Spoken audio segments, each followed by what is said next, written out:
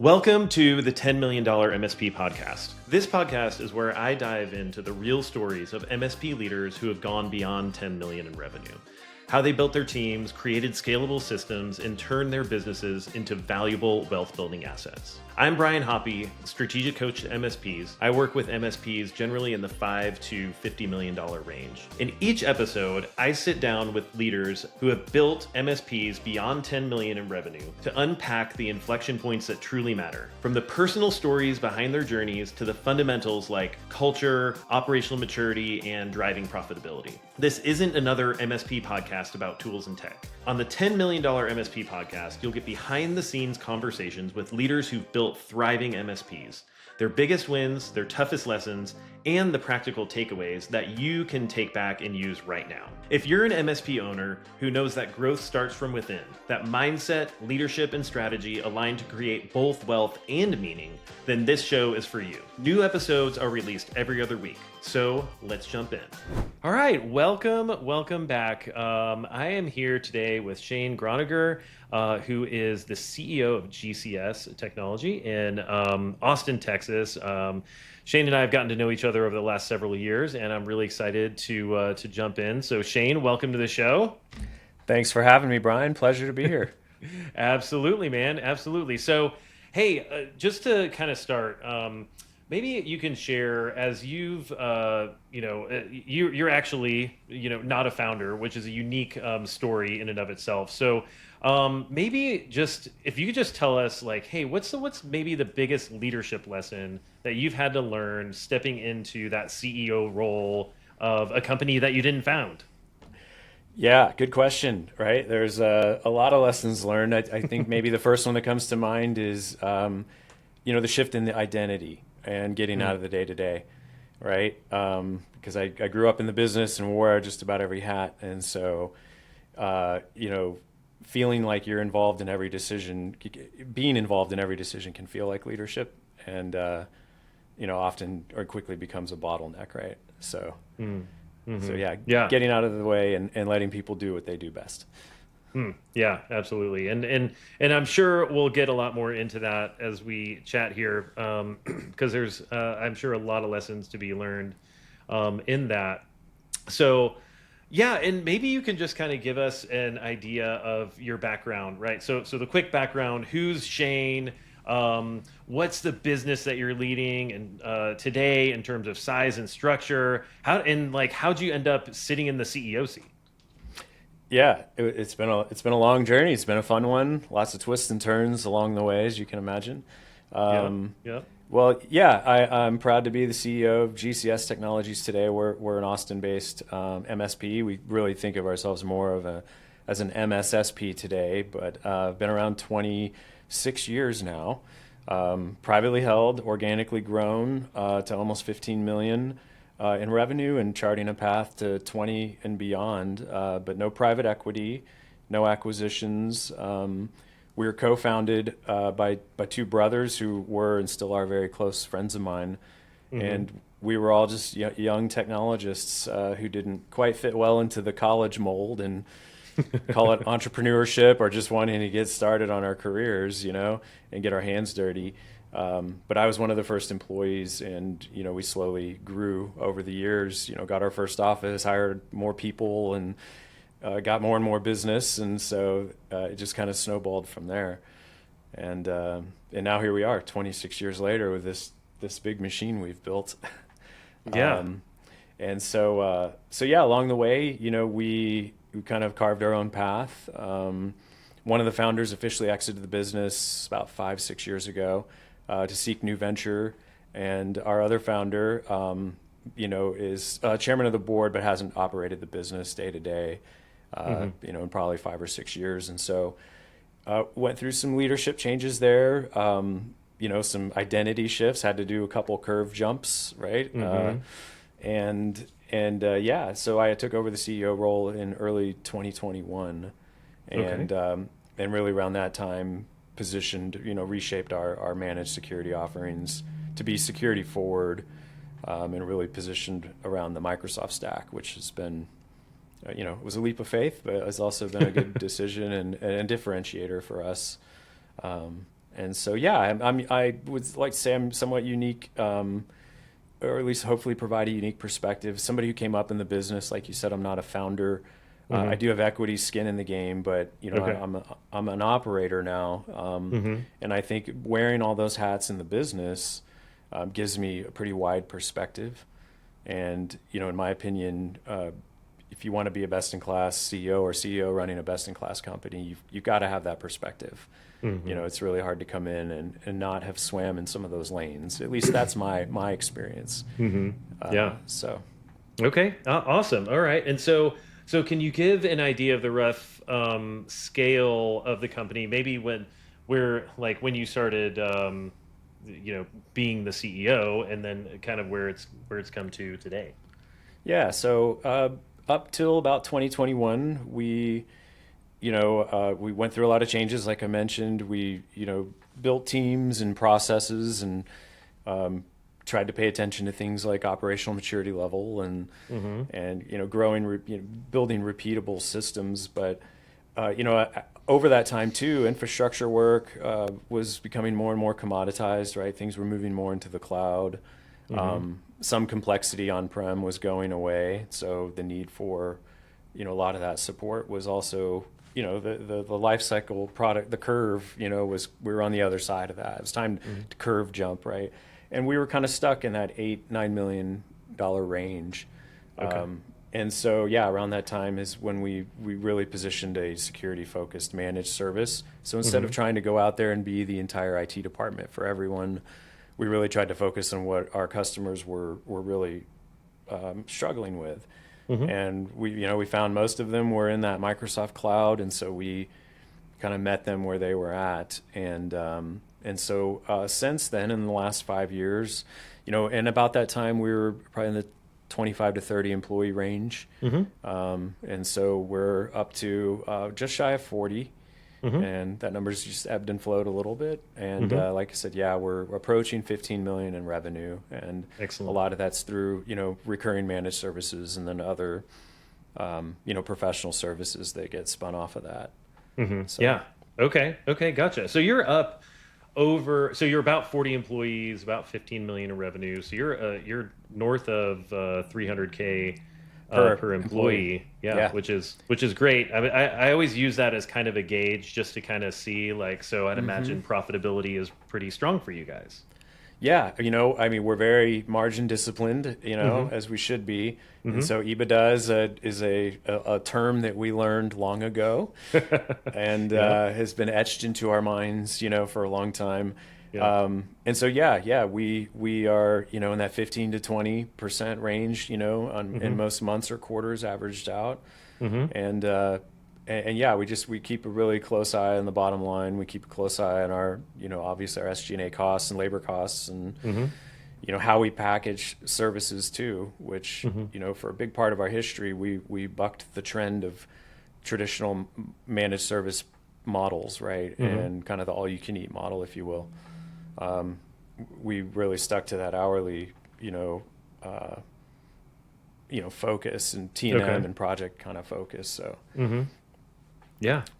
And how has that evolved over the last few years, or what's kind of been your guys' posture towards that over the last several years? Yeah, I think it has changed. Today we do package, but we've done it strategically, and we're just primarily doing it with managed cybersecurity services. And for those that need, all-in packaging, we still offer that, but we really focus more on the security side. And a lot of our customers, our best customers, are co-managed environments, and so we do a lot of co-managed, right, where they've already got the help desk need, figured out, and they've already got some of those on-prem functions figured out. And so we're coming in and complementary, augmenting them in a complementary way. And so we weren't packaging services, when the industry was really moving towards fixed fee. We really bucked that trend. A big part of it is because we just didn't understand the economics of it. It wasn't predictable enough. We've got to package in all these third-party tools and vendors, and there's a whole cocktail of stuff. And so that made it really hard, or made it harder for us to take that leap. And And meanwhile, we were growing the business through our kind of good old-fashioned hourly model. But yeah, really positioning, once the market, I think, was ready, once we were ready, in 2021, there was a lot of remote work. The pandemic had just happened. Yeah. So a lot of people had adopted cloud, a lot faster than we ever anticipated. And so it was an element of right time, right place too, of, now is the time to really package services and let's package them in a slightly different way. Yeah. And it was a really easy story to tell. And, it wasn't just a security conversation. It was also a consolidation play, a vendor consolidation play. There's 3 or 4 or 5 different point solutions that we're able to eliminate by, for example, going in with this, standardized stack, which happens to be, mostly Microsoft. Okay. Gotcha. So, Yeah. So, and do you guys, well, what's your TCP like, as far as the profile of your clients? Who are you mostly serving? I mean, seat count's such an arbitrary thing, right? But, generally, 50 to 500 seats is a good sweet spot for us. We have clients out of that band.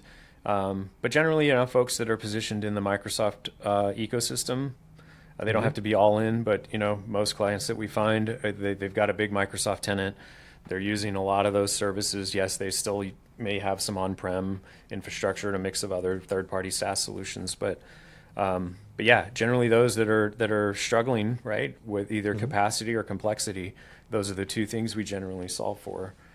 Okay.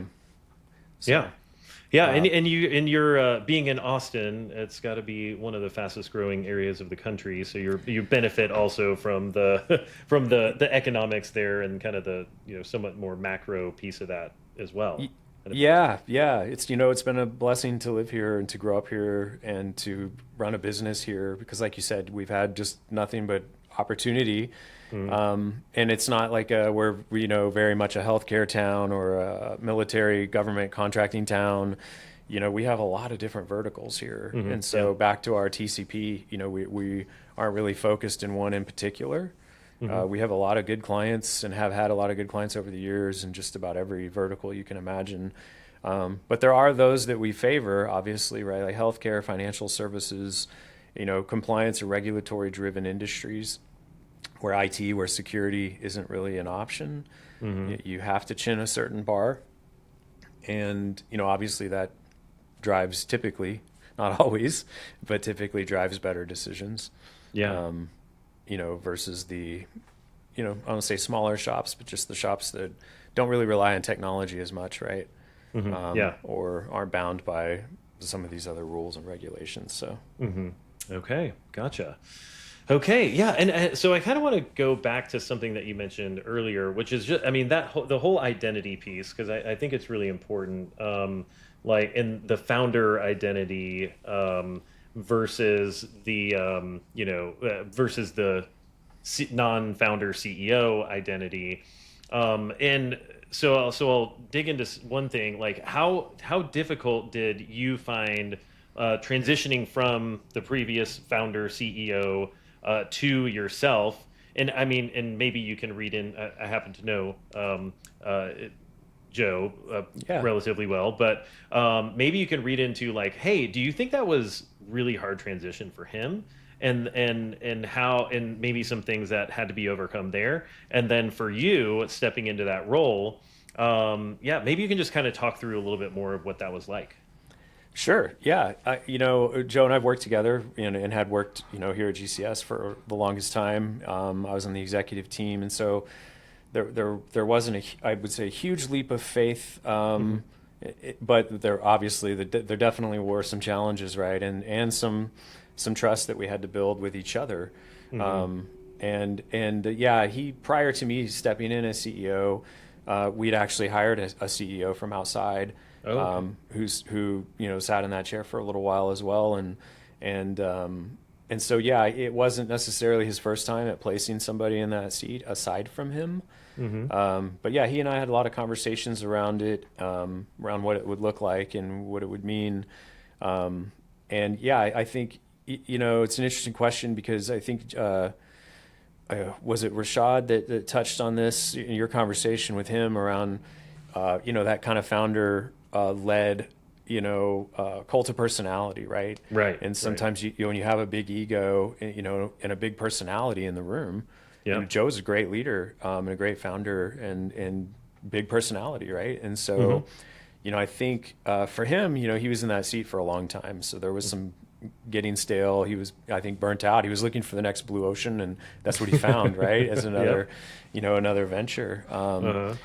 But so I think stepping out of that was probably a good move for him too, because it allowed him to, give others a chance to kind of put some fresh eyes, right, on the business. Yeah.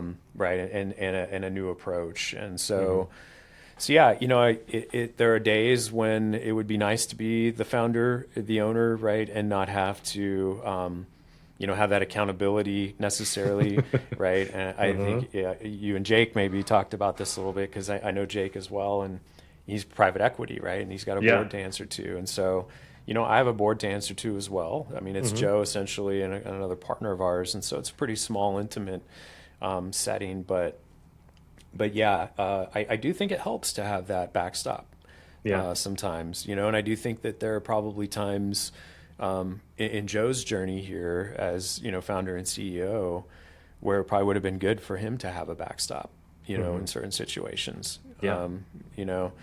And so, in my journey of becoming CEO and over the last 5 years, kind of, growing into the role, I really try to think like a founder as much as I can. And I mean, I am an owner in this, I'm a minority owner, but I do, I think like a founder. And Joe and I have had lots of conversations. We meet every week, and, he's a great mentor and a great backstop in that sense of the word. And so, I think, it's the amount of rope, right? Building that trust over time. There are certain decisions that I just make now, kind of with that founder mentality, and he trusts me to make those decisions, and most of them have been, good decisions. Most of them have worked out well. Yeah. Right. So I'm curious about the opposite, or what, or have there been times where it was like, man, we butted heads on something, and we had to, I wanted to make a decision as a CEO. It maybe wasn't seen as the best idea, and how did, if so, I'd imagine there's been some of those. What, do you have any thoughts on that, or examples of what that looked like? Yeah. I mean, there's healthy conflict, right? If there was no conflict, there, something's wrong. We're not holding each other accountable well enough. And so, I think, we see the world through different lenses, but ultimately we take, similar paths to the same outcome. And so we complement each other really well in that sense. I'd say he's more the pessimist, I'm more the optimist, right? And so, I help him maybe see the business in different ways, and vice versa. But I think the conflict around just, how we manage, right, certain numbers, how we manage people, expectations, right, metrics, things like that, not just a founder necessarily is going to be looking for, but a board is going to be looking for as well. Yeah. Right. And so, but I have a long history and relationship, working here and working with Joe and some of these other guys, on the team. And so we've got a really good built-in trust and rapport that's helped, I think, us overcome what otherwise might be, more contentious conversations. Yeah. So. Gotcha. Okay. Yeah. And the other thing that I'm kind of curious about is I think you kind of mentioned there was somewhat of a plateau just shy of 10 million before you came on, before you were CEO. And then you guys have been able, to kind of jumpstart that growth, maybe, and it could be like a lot of that is because of what you were talking about as far as kind of becoming there, that security focused offering. What other things do you think had to change inside the business in order to kind of get over that, the stall, if you will, and kind of take you, well past the 10 million mark? I think discipline, discipline and focus and what we're really good at. The whole addition through subtraction sort of approach, right? The old contracts, legacy contracts, legacy tools, kind of looking at doing that top down of your customers and looking at those customers at the bottom that really don't call you hardly that often. They tend to be, you spend a lot of time with these folks, but they meanwhile represent a little part of your overall revenue. Yeah. Right? A classic story that a lot of us are familiar with. And so just getting more disciplined about focusing on the right clients and only the right clients. And then again, really standardizing this package service around a stack that was predictable for us, predictable in terms of just all the things, right? Being able to support it, the efficacy of it, the pricing models, all that stuff. And Microsoft was the horse we attached our cart to. I think we just really had to get disciplined and focused on getting good at those things and getting really good at those things. And I think also, moving slowly away from the identity we had built for a long time of being, hourly and contrarian to a degree, and moving into a pricing model now that we could actually understand that was a little more predictable. So I mean, those things really, were big contributors to our growth. That and just building up, leadership within the teams. Cultivating leaders and creating space for people to innovate. So yeah. Okay. Yeah. So I'm curious about that piece. How does, so let's talk about what does the leadership team look like at this point, as far as the highest level, and then kind of cascading down into the organization. Yeah, we're pretty lean now. We've gone through various iterations of leadership, teams here, and we used to be fairly top heavy. Today, it's really me. It's my CRO. I have a director of service delivery who's been with the company for 15 years, but was promoted over the last couple of years. One of the leaders that we've tried to raise up, and then I've director in finance. But outside of that, I don't have any by title leaders or executive leaders. But if you look down within the teams, there's a lot of leadership there. Right? There's a lot of people taking initiative. There's a lot of people leading by example, and showing that curiosity and passion for learning. That's a big thing that we drive here too. If you got to have curiosity. Yeah. Because if you don't have that, you're going to get complacent and stale. Yeah. So but leadership is is pretty light at the top. Yeah. Okay. And there have been days, right? There are times when it'd be nice to have a proper COO or a CFO in those certain seats. Yeah. We get by without it, and we also look at our P&L and we just look at our overall results and.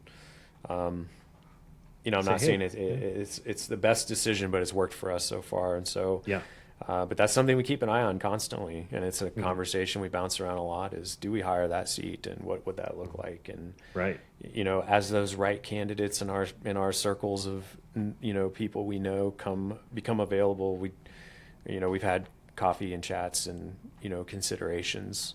So if the right person comes around and it feels like the right time, we'll probably grow the team, down the road. Appropriately. Yeah, totally makes sense. Okay.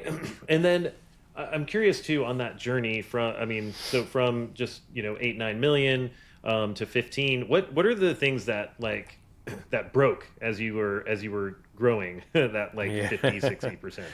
Yeah. I think hero leadership, just, I got it, just taking over. And some of the informal communication, a smaller team, you don't need to have as many huddles and formal meetings and roadmaps and all that kind of structure. Pricing flexibility, tends to break, trying to be everything for everyone, price it this way for that customer, that way for that customer. Yeah. Those things compound over time and create billing and reconciliation nightmares. Absolutely. Right. That aren't quite as scalable. And so, I think, at 2 million, 3, 4, 5, we survived a lot on hustle and proximity. And I think now, right at 10 and beyond, it's all about systems. It's about clarity. We really can't tolerate B players anymore either, because, I think when you're smaller, you can hustle your way through a lot of that chaos, but it becomes a lot harder to hustle through it at the scale that we're at now today. Yeah, absolutely. Well, and it's much more like it runs on system, right, as opposed to that kind of muscle and feel and in the hustle and all of that, right? It's like you have to have the systems in place in order for that growth to happen. Otherwise, well, you end up with chaos, right? Yeah, exactly. Yeah. So creating repeatable systems, where possible, and then really just trying to drive, quality and excellence in everything we do. We've prided ourselves in generally hiring like the best people we can find. And when you hire people like that, and they tend to spread their wings and impress. Given the right environment. So absolutely. Yeah, and it becomes at that point it becomes a really right people in the right seats kind of discussion. Do we have those A players and people that are really well aligned with our culture and what we're trying to accomplish? Yeah. And one of the hardest lessons I've learned in the last 5 years is putting the right people in the right seats. The whole Jim Collins thing is, read it years ago. It's true. Yep. It's still true today. There's a lot of people that absolutely need to be on this bus, but the seat, maybe isn't the right fit. And so, but putting people in the wrong seats and, in some cases having to say goodbye to, people, to friends, the hard thing about hard things, the people that got you here aren't always the people that get you there. Right. So, So, and I, on that note, I feel like that for me, that was one of the hardest pieces of my journey as a leader. I mean, I still vividly remember the first time I had to let somebody go. And it was really like it was a multiple conversation thing. This was the last conversation. They knew it was going to happen. I knew it was going to happen, and I was just like, I was wrecked, right? Like just and I was at the time I would say naturally averse to conflict and all of that. So it really rattled me for like weeks. And I've had more experience of that since then, and so it's not that it ever necessarily gets easy, but it's it's a lot of times you just you have to do that for the greater good of the company, right? And so so what's your experience with that? Yeah, I mean, same, right? It's never I remember them all vividly. Luckily there's not that many, can count most of them on one hand, but it's never an easy thing to do, but you have to decouple yourself from, you have to decouple the personal feelings sometimes from the business. And that's been a hard lesson for me too, because I like you said, I don't seek conflict, and in fact like to avoid it, and avoiding it by just making sure the right people, you got to take care of business. And I think I talked to a lot of people in similar seats as us that made these decisions, and almost unanimously I wish I'd done it sooner. Which is easy to say in hindsight, but you're dealing with people, and so the decisions are never made lightly, but the businesses change, people change, needs change. And so, those are things you got to always be paying attention to. For sure. Yeah. And I mean, it goes back to the saying, which is, hire slow, fire fast. that kind of a thing. And what you find usually is that I don't think I've ever heard somebody, a CEO, say, "Man, I really wish I would have waited longer to let go of that person that I already knew I needed to let go of." Yeah, Right? yeah. They almost always say, I wish I'd have done it sooner." Number one, and number two, I don't think I've ever heard anyone regret making that decision. Like, I really wish I hadn't have let that person go. Yep, it's execute ruthlessly, or decide ruthlessly, execute compassionately. Yeah. Make the decision quickly, but do it right, and do it with honor. But we again, putting people in the right seats, hiring the right people, reading the room, and reading the business in the right ways can help you hopefully avoid having to do that. We've never really been like a numbers volume game where like, hey, let's go hire a bunch of sales guys and we know half of them won't work out and we'll just keep the best. And, same thing with techs. Let's hire a big pool of techs and just let them battle it out. And we'll just, that's never really been our approach. And it's not that there's anything wrong with that approach, but it's never really been, kind of our culture. So, Yeah, gotcha. Okay, so switching gears just a little bit, so at 15 million in revenue, I mean, you're not a small MSP. I think the numbers are, I don't know, you're probably at least in the top 14%, and maybe I can't remember the chart, but it's somewhere there as far as revenue goes. So as you're thinking forward, how are you guys thinking about growth from here and what that looks like for you?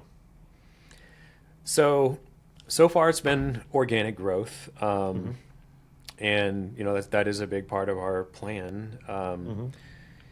Acquisitions are something that have always been on the table, but I wouldn't classify ourselves necessarily as, say, empire builders. We're more value builders, and if the right opportunity came around, we would certainly entertain it. But we also don't want to distract ourselves by trying to go hunt for acquisition and grow that. That's not necessarily the primary lever we want to pull. Looking at the landscape and what we're doing and the needs in the market, and the total addressable market that we can see in our geography and just, reasonably beyond, growing to 20 million, while we'll still take a few years to do, we don't have to go reinvent ourselves.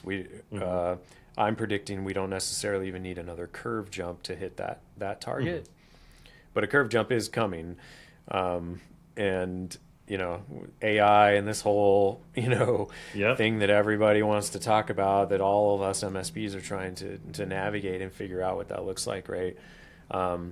That certainly will be a part of our future. And will probably contribute to some of our, growth targets over the next 4 or 5 years. But, we're referral based. We don't have an outbound sales team. That's another maybe unique differentiator with us. We're more solution architects led. And we had the mighty Dave Segraves actually join our peer group for an hour, in Houston a couple of weeks ago.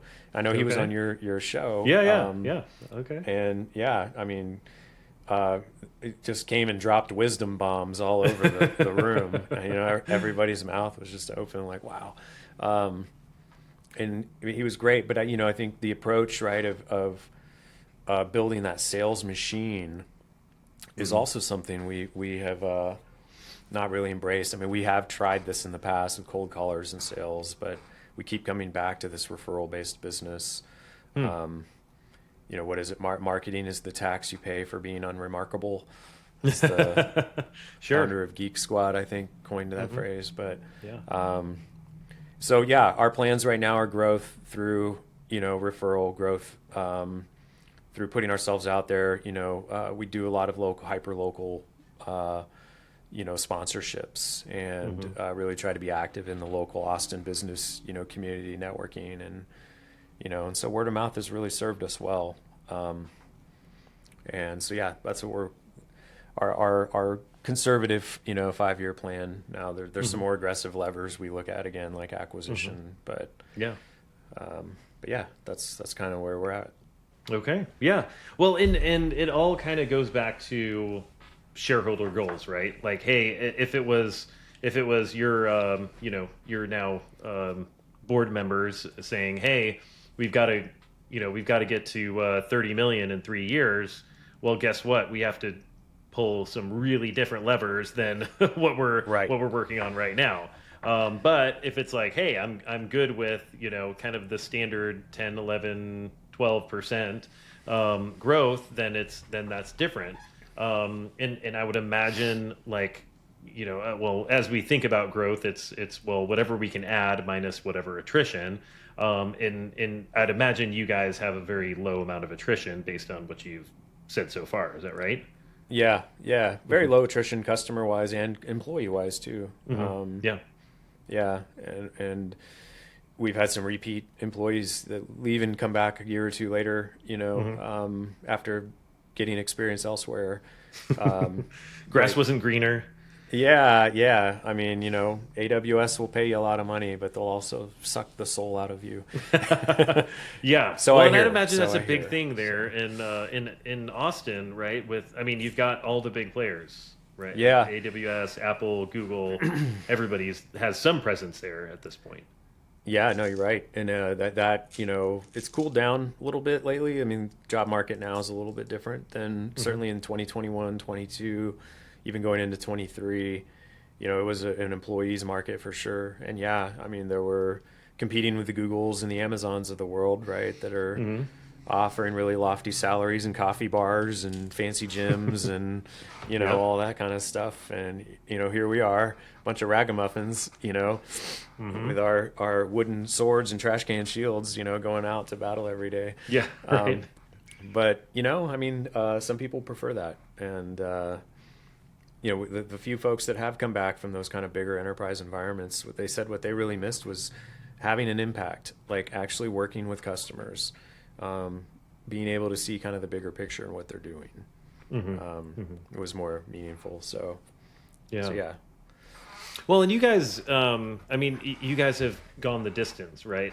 Through all of the different things, the booms in Austin and the downs of COVID and financial crisis and all of those kind of things. So it's like, hey, we're not going anywhere. So if you want to be along for the ride, then we'd love to have you, right? Yeah, you're right. We have weathered a lot of those storms, and in fact, some of those storms were, there was a silver lining in it for us.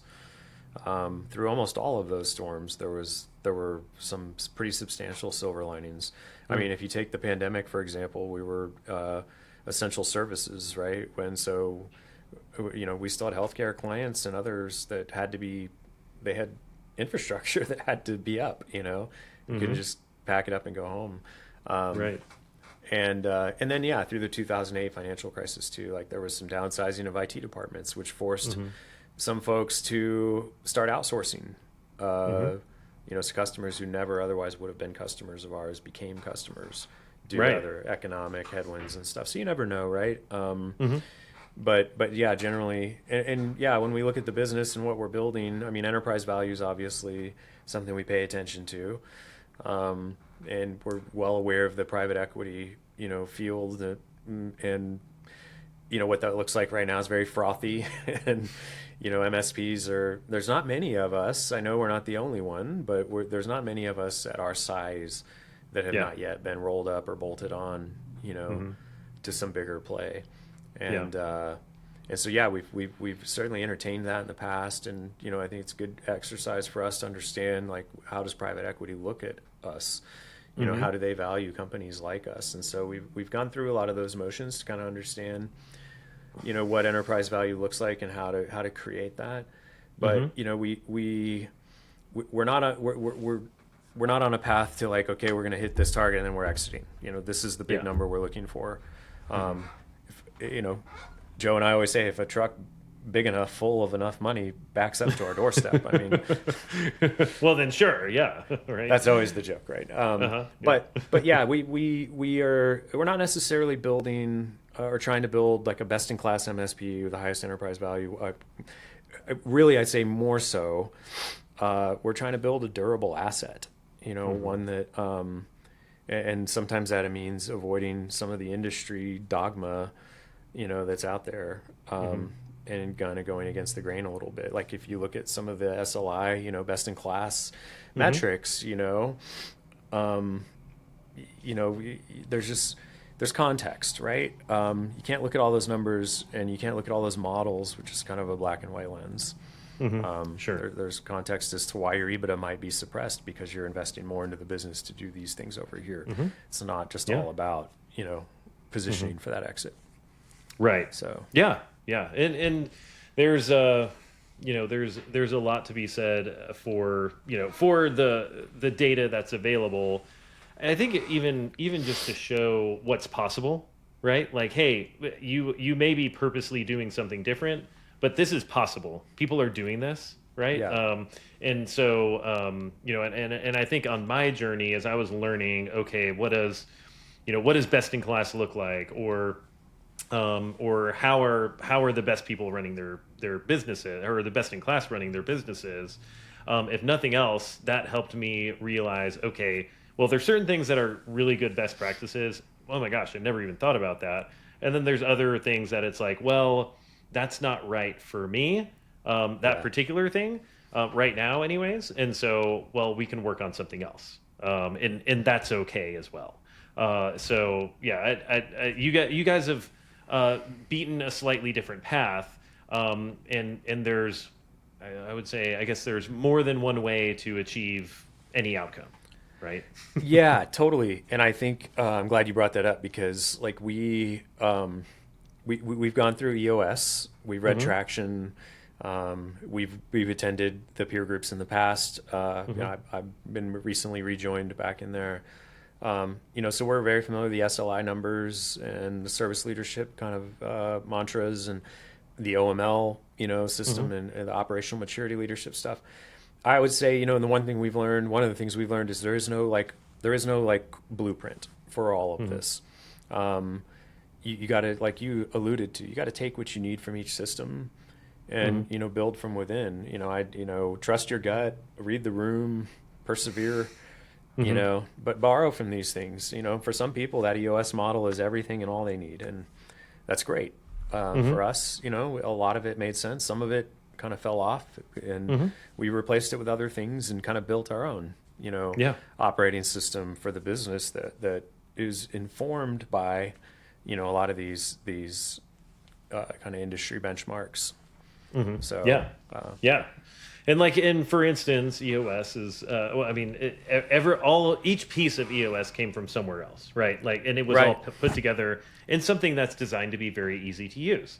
And what I tell folks all the time is like, hey, don't be dogmatic about it. Like, if something doesn't quite work for you, then change it. Yeah, but totally. But at least have some system that you're following with regularity. And like clockwork, because if you don't, that's what's going to end up tripping you up, and kind of like, well, stalling your growth, because especially as you, like for you going from 15 to 20, the more complex things get, the more process, the more system you have to have in place in order to hold that. Yep. Yeah, absolutely. And so, those systems have really helped us a lot. SLIs helped us a lot. Just understanding what metrics are important to pay attention to, aside from just the obvious ones like EBITDA, but just understanding your numbers, better. I think a lot of MSPs, waste, especially in that $2 to $5 million range. As you're approaching, as you're small and you're growing and you're scaling, I think you spend a lot of time debating models, and I think you need to spend more time understanding your metrics and the economics and your leadership capacity. And if you really understand all of those and you understand your numbers and the strength of your bench, then you could adopt any model successfully, in my opinion. You'd have a really strong business. It's just you need to understand those fundamental things first. So Yeah, absolutely. That's an interesting thing. I mean, talk about that for a little bit as far as like when you're talking about metrics and those kind of things. What are the things that you most look at? Obviously, EBITDA we talked a good bit about, but what are the things that you're looking at to say, okay, yeah, we're on track with where we need to go? Yeah, we have a bunch of different dashboards, as you can imagine, but some of the most important ones are, tech utilization. That's a big one. Understanding that we still operate on billable hours, and we need to make sure that most of those are revenue generating. And there's a lot of internal work and R&D work that gets mixed in there. And so just understanding that you're getting utilization out of those techs. If you're not watching that leading indicator, your trailing indicator is going to be your service gross margins, right? Obviously, on your P&L. And so, there's leading and trailing indicators we look like on the sales side. Obviously, we're not like heavily on outbound sales. So we're not looking at like first time appointments and things like that, like activity metrics. But we look at, obviously like bookings. And when we look at bookings too, we've always really looked at margin and not revenue. So, when we're looking at quotas for our salespeople, it's not go sell $1 million this quarter. It's we need this much bottom line, right? So we need the right things sold, and we need them sold at the right margins to make sure we hit that, right? It doesn't help if you sell $1 million, but it costs $1 million to deliver it, Exactly. Otherwise, what are we doing? So, yes. So yeah, those are a couple of the metrics. Effective hourly rate on agreements, is a big one. As we do more of this bundled fixed fee and around the security work, just looking at heavily looking at the agreement metrics there. And also looking, with AI and automation capabilities and things that are coming into the business, being able to provide the same outcome, but with less human capital, right? And so that drives up margins as well and standardizes the kind of the low tier work, and allows us to focus on the harder stuff. So, and all of those things I think hit on, on some major stuff. So like one, I can't tell you how many MSPs I talk to on a regular basis that actually have no idea what their margins are. And anybody listening, it's like first order of business, fix your financials so that you can easily tell your gross margin by line of business, including all of your people cost, including all of your tools cost. That all goes in cost of goods sold to find the right gross margin. I say that all the time. So, and then the other piece that I was thinking about as you're kind of getting into that is, oh, dang it. See, now I'm forgetting. As far as like understanding the margins by client, right? Like, I was talking to a guy yesterday, I think, who had been running this, a company over 100 million in revenue. Nobody had ever thought, okay, let's really measure margin by client. Their single largest client, they were paying $500,000 a year to do their service. Like they were paying the client, right? It cost them $500,000 more. No, cost them that's $500,000 not more than the client was paying to actually deliver the service, right? Yeah. So we get so that's a huge one. And then another one, it was a Fortune 500 company that they were doing a managed service for that asked for a price concession, and they said no. When they went back and looked, after they had already lost the client, they were making 85% margin on that client, and they said no to the to the price concession. And so huge mistake, right? Losing. So on both ends, you can be way off if you're not regularly actually measuring, okay, what does it look like on a per client, per agreement basis, in fixing those things when they happen. Yeah, absolutely right. I mean, that is, I can't say that loud enough. As we started stacking more and more of these agreements, it's really important to understand not just what each individual agreement looks like from a profitability standpoint, but what the overall book of business looks like too. We've actually had some situations where agreement was sold a year or two ago. The client's grown a lot. The per user pricing economics really just don't work anymore. Like to the degree that the client's paying more than they really need to be paying. They're happy. They haven't, there's no problems there. But you look at that agreement, as much as we look at unprofitable agreements, we also look at these other ones that are like we've got to go in there and right size this in their favor too sometimes to show trust, right? It's still super profitable for us. Yeah. But let's build trust and make sure that we keep that client. Yeah. Because, especially in this world we live in now more and more where it's recurring agreements, we've moved the client to the cloud. There's not a lot of big projects left. The name of the game is not continuing to sell and solution architect things for them. It's to keep them secure and keep them happy, retain them. Yeah. And of course, keep evolving and value adding around the things we're doing there. But so we've really, pivoted a lot more heavily in the last few years into account management and, kind of VCIO type services, for our top set of customers that really need that. Yeah. Yeah, absolutely. Okay. So, another question for you, just because as we kind of start wrapping up here, what do you think as you think back on your leadership journey? What do you think is kind of the biggest mistake, I guess biggest mistake that you've made as a leader? Man, the biggest mistake I think is not closing loops, ambiguity. Leaving ambiguity, it does, right? It creates more problems. And what I mean by that is inspect what you expect. Maybe I have a tendency, especially working with really good, smart people that are smarter than me. In many cases, you have them go do something, but you don't necessarily close that whole loop, and so. That leads to confusion, right? And the loop not necessarily getting closed in the way you'd need it to, or even getting closed to begin with. So, and that's not, people just not doing their job and following through. It's me as a leader not being clear enough and setting the right expectations, right, and right timelines. And so, those are more day-to-day kind of actionable things that I myself as a leader am trying to improve upon, and be better about. So you said something interesting there, which is like, hey, and maybe this is kind of what you're describing. I ask somebody to do something, and then maybe it doesn't get done how I wanted it to get done, or with the completeness, or it didn't get communicated back, or that kind of a thing.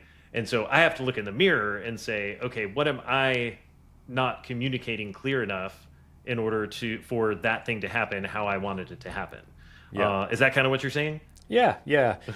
Be more specific, right? Sometimes I've got the idea in my head. It's so simple to me, just go forth and conquer. And meanwhile, and you think like, oh yeah, this will be a knockout. They'll knock it out of the park. And meanwhile, I've just gone and created a bunch of like, oh man, what? I don't know where to start. You know what I mean? So a little more direction sometimes is helpful. You can't make everybody happy. I think the other lesson I've learned is, make a decision and then make it right. Doesn't always have to be the perfect decision. You don't need to go get consensus from multiple people every time. You don't need all the data. I mean, certain decisions, right, just are better off being made than letting linger. So and goes back in that. And I've heard it said like, hey, if you have at least 80% of the data that you need, it's better to actually decide than to waffle, right? Like make a decision, move forward with it, and and you can always adjust, right, going forward. So better to decide than to leave it open. Well, thank you for sharing that. That's that's always one that I like to ask, because hey, we can learn a lot from other people's failures, and I think it's especially the closing loop piece. It's almost like how do you delegate really well, right? Like, and if I'm delegating something, how do I make sure that I am communicating exactly what I want? I'm asking them if they understand. I'm asking them to repeat back to me what I want. I'm saying here's when it's due, and asking them to make sure that we're on the same page of when it's going to be done, what their boundaries and resources are for getting the thing done, and then having an agreement, right, of like, okay, this is what's going to happen by when, and we're on the same page, and we're going to check in at this point to make sure that we're good. Here's what you need to come back and ask me about, if anything, or if you run into anything. And if I'm doing a good job with delegation and and I have good people, then actually everything should be good, right? Like, so usually it's probably a problem with me as a delegator and not with the person being delegated to in those situations. Yeah, delegation is one of the hardest things. What was a hard thing for me, right? Because I know how to go do this thing. It's easier for me to just go do the thing than explain it to somebody, and you know what I mean? Yep. And so following that whole, like, I do, you watch, now you do, I watch, you know what I mean? That whole thing. Yes. And then I think, a big level up for me with some of the folks that we have here was not just delegating tasks, but getting to a point where you can delegate decisions. And so now these folks, like the decision, it's not always having to come back to me or to the founder, right? Yes. That now we trust that there's systems in place, and we have, obviously we have gates, right? And things, moats in place to make sure we don't fall into some huge traps. But otherwise, empowering people through delegation of just, not just tasks, but decisions. Yes. And so, that's been something that it's just a work in progress. I think it always will be. But something I try to stay mindful of, throughout my days. Absolutely. Yeah. Delegating decision-making authority. That's a huge one as well. I love it. Yeah. Okay. So, it's time for the lightning round. All right. As we wrap up. So we got quick ones. First thing that comes to mind. So, first one is, what's a belief that you've changed your mind about over the last few years? A belief that I've changed my mind about. I think, one is around this fixed fee packaging of fixed fee services and that traditional model. That really has changed the game for us. And so I'm glad that we made that change when we did. But we were always kind of naysayers of going down that path. So that's probably one thing I've learned. And another thing I've learned is don't take things too seriously sometimes, right? Humility is good. Yeah. So absolutely. Okay. And then what's something that you've been curious about lately? Oh man. Well, AI for sure. Vibe coding, been doing a lot of, digging into all the different corners of what we can do with that. So, curiosity's really been piqued there. And that's from a technology standpoint, has been all consuming. There hasn't been a lot of time to really learn other things outside of that. But. Right. Yeah. I mean, it's definitely a huge thing. Okay. And then what's one thing that you can't live without in your daily routine? Well, my AirPods are pretty hard to live without. Okay. Every time I forget them at home, I'm like, oh man, I don't know how I can go through my day, like holding my phone or, you know what I mean? Exactly. So that is, and I think, another thing I can't live without is music. I love having music on in the back. Music's a big part of my life. I love playing guitar. Awesome. It's one of my hobbies. And so, that kind of keeps me going. Yeah. And, love it. Love it sometimes. So good. Okay. What is your go-to way to unwind? I love hiking. I love being outdoors. I love nature. And so getting outside with the dog, the family, taking walks, taking hikes, that kind of thing. And playing guitar too, truthfully, is a very meditative sort of break from this digital world that, we live in all day long. Makes total sense. I typically seek something that's either very analog or involves some sunshine. Beautiful. So, I love it. Yeah. Okay. And then last but not least, what is a book or an idea or a piece of advice that has shaped you the most? Man, let's start with a book. I think most recently I've been reading 10x is easier than 2x. That's really changing my mindset in some ways on just a lot of different things. There's been some eye-opening kind of stuff in there.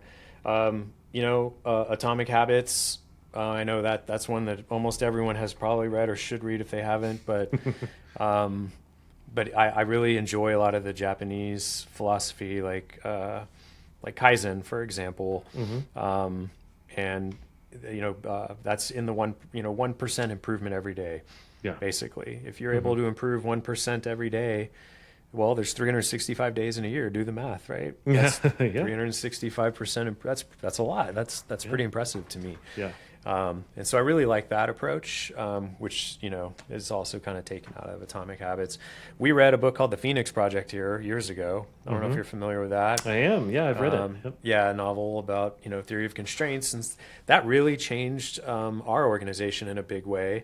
Before we had a dedicated project team and thought about planned versus unplanned work and change, that really was a big book for us, of an influential book for our organization.